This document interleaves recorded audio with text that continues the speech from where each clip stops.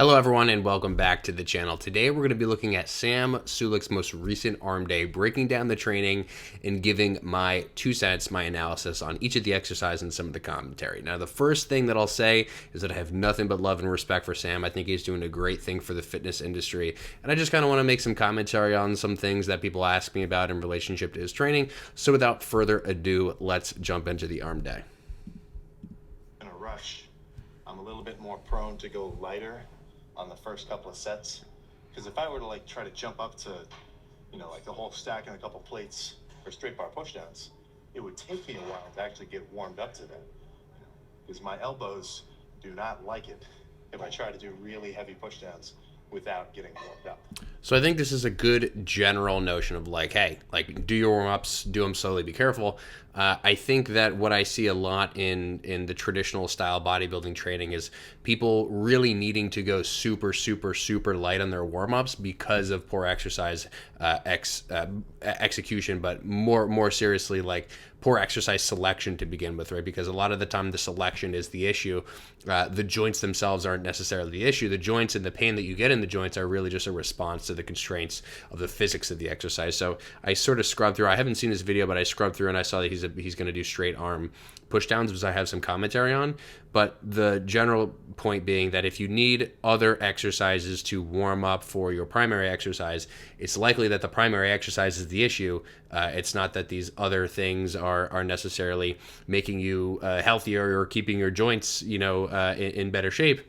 It's just that you're first usually picking exercises that align well with the joint, warming them up appropriately, and then going to another exercise that is we'll say joint violating for your specific structure to some degree. So my advice would be to start with and continue to do the exercises that feel good that you're doing as warm-ups for the other exercises.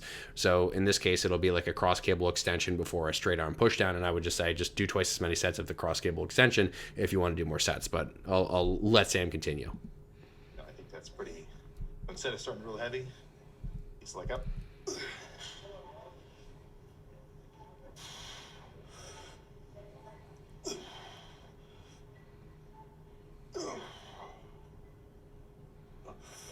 So absolutely love this exercise variation. I'm just going to kind of let it play in the background as I continue to talk. But one of the things that I think Sam does really well with these is he kind of labels it and treats it as this is a contraction based or a squeeze based exercise, which basically just means that there's more control toward the end range and there's a pause in the end range.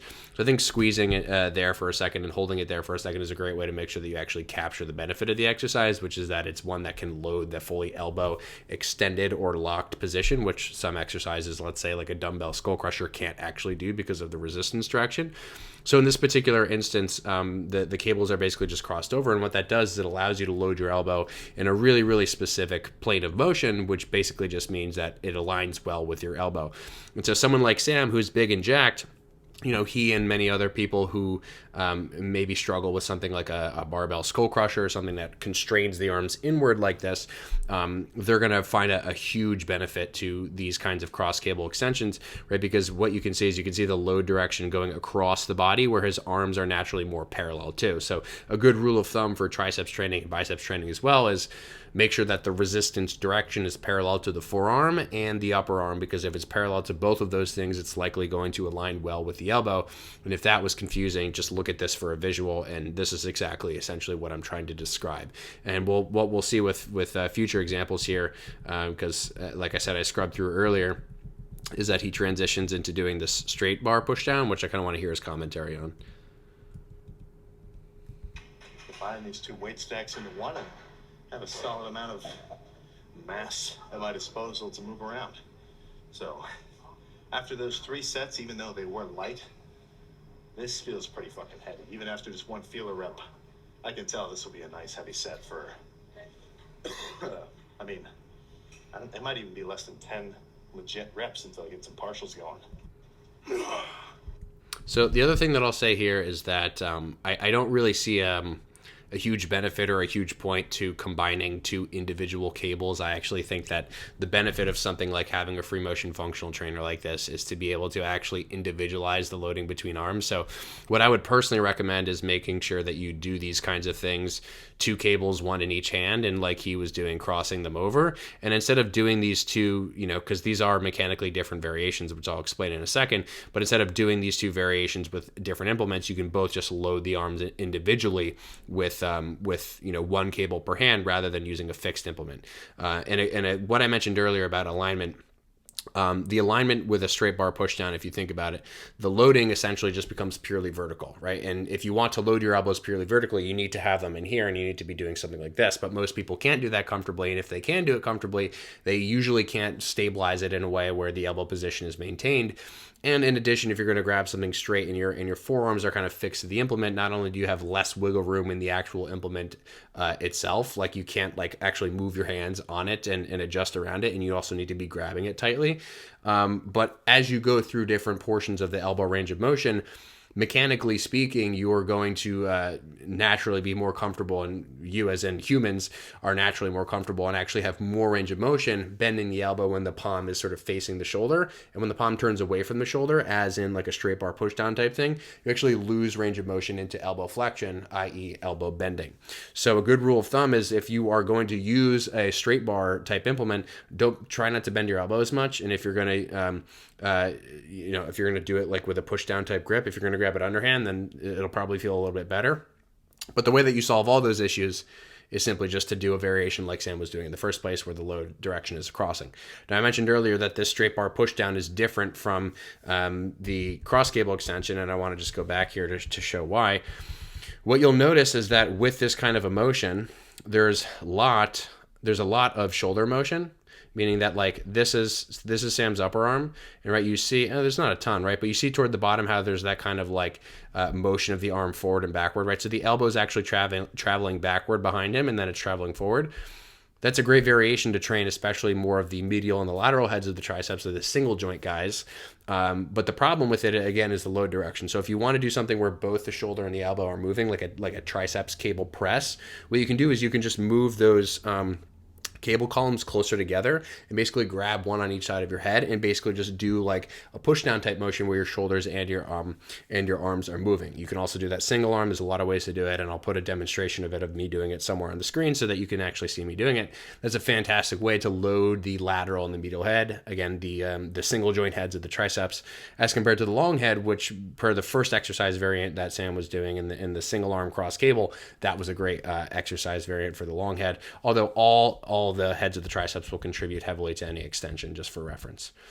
So it looks like Sam is moving on to some dumbbell curls, typical gym bro dumbbell curls. And one of the things that I think Sam does really well is that he does differentiate between exercises that are like, again, I mentioned this concept of the squeeze focus versus like the partial focus. And that's really just essentially him, knowingly or unknowingly manipulating directions of resistance and utilizing the direction of resistance appropriate to whatever his goal is. So, if he's doing a squeeze focus exercise and pausing the top like he is here, he's doing it because there's loading there, right? But you wouldn't do this in an exercise where there isn't load at the top, let's say like with a face away curl where the cable is basically running in line with your forearm, right? So, but that might be an exercise variant that Sam would do just more toward the bottom half because there's a lot more loading there. So I think it's a good thing to take away is Sam, and I haven't seen a ton of his content, but I've seen enough of it to know that he's very intuitive and I think accurate with like a lot of resistance direction stuff. And one of the things that you can see him actually doing here is you see how he's actually leaning to either side as he does the curl. Or the reason, again, knowingly or not, that he's doing it is so that he can align the path of his elbow with actually the direction of resistance, which again, in this case is directly upward and downward because he's holding dumbbells, right? Dumbbells, like all of the free weight implements, just want to fall down, effectively 90 degrees from the floor. And so if we want to align the elbow, again, his arms are sitting out here, so his elbow direction naturally wants to go inward and outward, like we said with the cable triceps thing.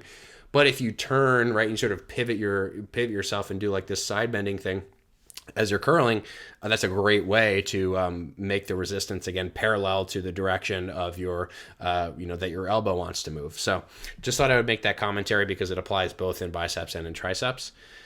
And it just looks like he's doing, regular curls, supinating curls from here forward. Or no, what am I talking about? Not preachers. Concentration curls. Yeah, Eh, you could do it standing. I mean, there's nothing wrong with it. But honestly, the position of doing the concentration curl, like standing here like this, it's only like 3 inches away from. Fuck, I gotta hear my mouth. Ah, it's only 3 inches away from being seated, and you know, like I've kind of said before, my whole sort of approach to all these sets is I want the muscle that I'm targeting to be getting a ton of work, all of the work, and everything else to be out of the equation. So what makes more sense for me? You know, sit here and try to balance and like hold myself up like this and do them, or be a bit more stable, sit down, and just have to focus on curling. I think there's a really good logic across pretty much all exercises when it comes to training muscles. I don't even just mean in the context of hypertrophy and muscle growth, but also like if you're trying to get a muscle stronger, make sure that it's the rate limiter. And a lot of times making something a rate limiter comes down to making sure that the rest of your body doesn't move. In the case of a curl, like your shoulder can be a huge limiter. And so part of the benefit of doing a curl like this, right, where the elbow is essentially pinned up against the leg, at least to some degree, like a big sort of contributing factor to messing that up is the shoulder moving all over the place. So Sam's shoulder is moving a bit more than I would imagine would be helpful or necessary, right? And what I would advise him to do in this case, if he were ever asking for my advice, which he probably wouldn't be, he would be sort of pinning the bottom of the upper arm against the leg. So that much like a preacher curl, like how your arm is up against a bench or a pad, you would effectively just be using the leg as the pad. So you can kind of see that Sam's elbow is sort of skating away, and this is like historically what I've kind of seen him do across a lot of exercises, like use a good amount of body language, but doing it in exercises where there are fairly few constraints against which he has to sort of manage, right? So in this case, he's kind of turning his trunk to the right, and so what that does is it aligns his shoulder over his elbow, which essentially just makes it a little bit easier for his shoulder to manage as compared to if he were being sort of pulled forward or backward by something else. Also, naturally, you see he kind of puts his hand on his opposite leg, which is a great way to essentially start to resist some of the turning forces that he'll have to sort of incur as a consequence of curling the dumbbell, right? The dumbbell kind of wants to push him the opposite way, and as a consequence of that, what may end up happening is essentially, his body might start to get turned right away from that load.